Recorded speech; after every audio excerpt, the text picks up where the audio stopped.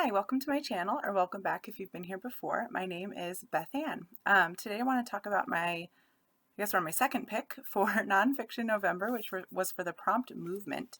And for that, I read this behemoth of a coffee table book, Captured Motion, the sculpture of Harriet Whitney Frischmuth, a catalog of works. This is a book that I've had just around for a really long time, I think since 2011 or so, just a year or so after I graduated from college.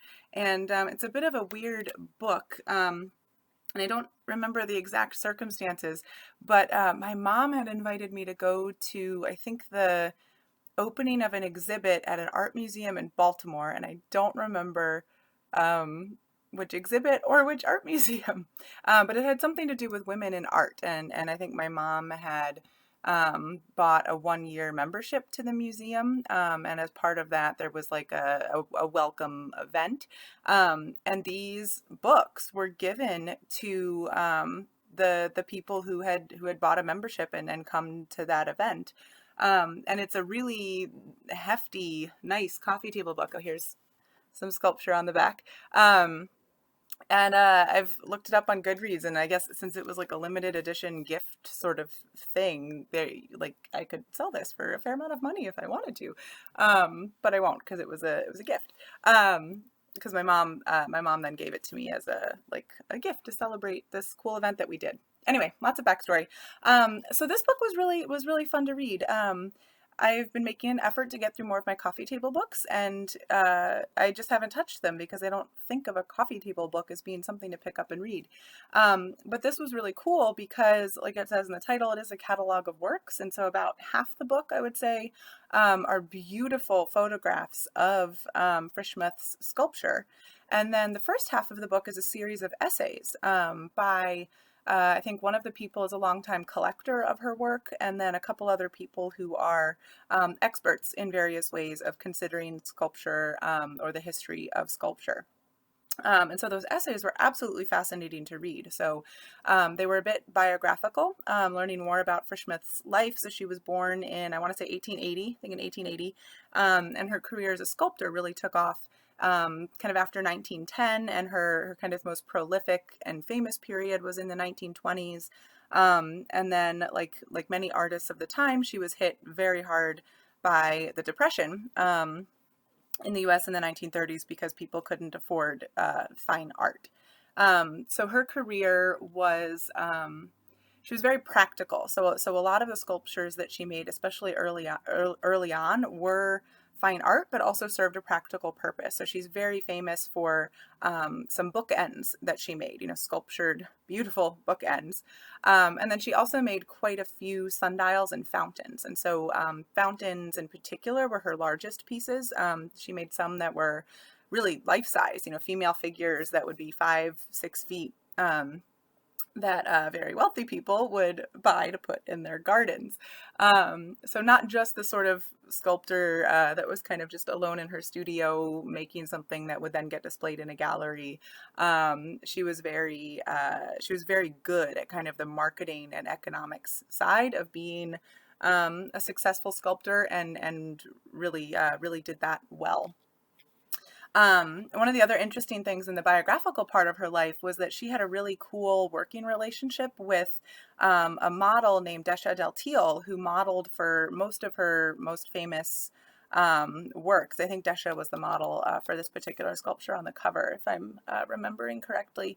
And they worked together, I think, for over 10 years with Desha modeling for most of Frischmuth's artwork. And Desha was a professional dancer. And so Frischmuth, kind of early on in her career, kind of as she discovered Desha and started to work with her, her work really has that quality of these very athletic dance poses. And so Frischmuth was really inspired by kind of modern dance that was happening in the 1920s. And so her work is, to me, I think, pretty unique because it captures kind of like this lyrical movement quality. Like all of her sculptures pretty much are figures that are in transition, kind of between like dance movement to dance movement. And this model Desha would just come over to Frischmuth's studio, and Frischmuth would have her dance. They would put on the phonograph, and Desha would dance. And when she kind of hit a pose in her dancing that Frischmuth really liked, Frischmuth would basically say, hold it. And then she would quickly kind of model it in clay to get the pose down. And then they would settle, they would fine tune it and settle on the final thing. And so I just thought that was really cool. I don't know how common that is in sculpture to have that kind of artistic, creative relationship with the model. So Desha really, it wasn't just like a muse, but actually had, input into this creative process and into coming up with some of these poses. So that was really cool.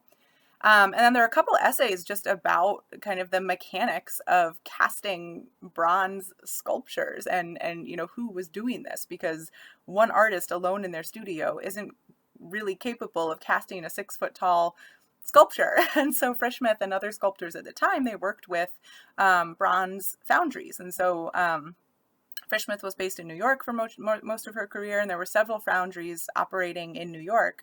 And so one of the essays just kind of talks about the history of that, the history of her relationship with each of the foundries, kind of how the costs of making these bronzes would fluctuate over time, what really happened in the Depression, not just to the artist's work, but also to these foundries, these businesses that were intimately connected with producing this fine art.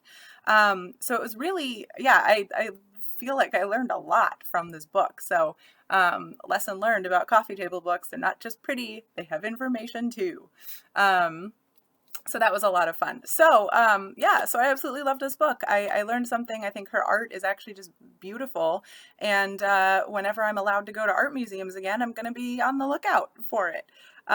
So I did film just a 1-minute video of just me flipping the pages on some of the really beautiful part of this book where it's showing her sculpture. And I really encourage you to stick around and just watch at least part of that video, because I mean, a video of pages doesn't do it justice, I'm sure, but it is just really beautiful. I think this picture on the front, on the cover, gives you an idea of what to expect. So please stick around for that.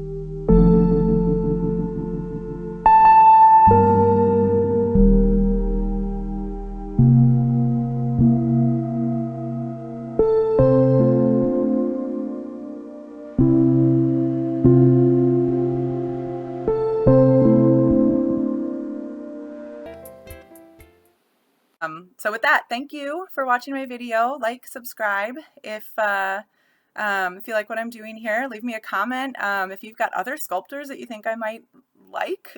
Since I fell in love with Frischmuth, please let me know. I'm all ears.